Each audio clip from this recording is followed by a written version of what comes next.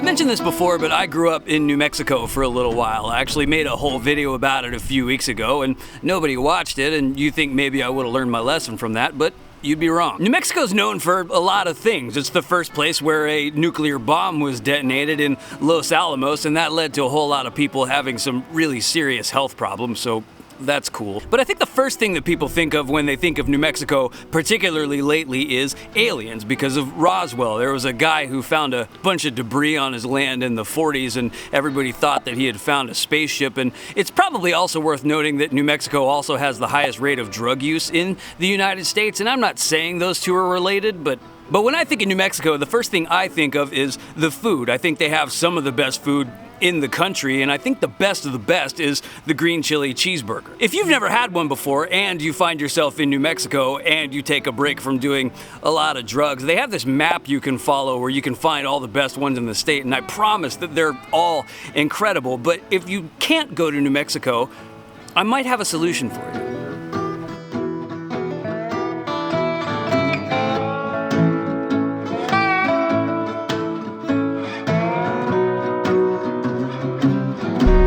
Thinking about selling your home?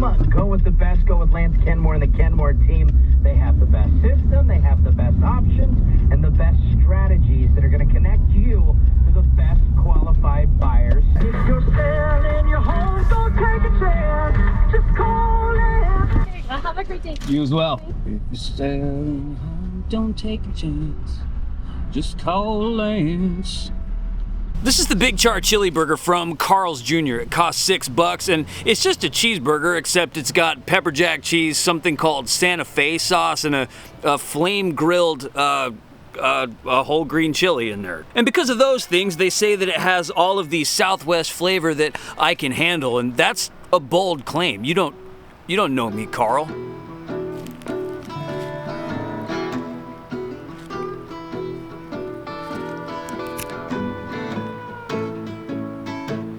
It actually does remind me of New Mexico in the way that it's really dry. It's a lot better if you add more of that Southwest Santa Fe, whatever the sauce is, but there isn't any problem in the world that can't be fixed by adding more spicy mayonnaise.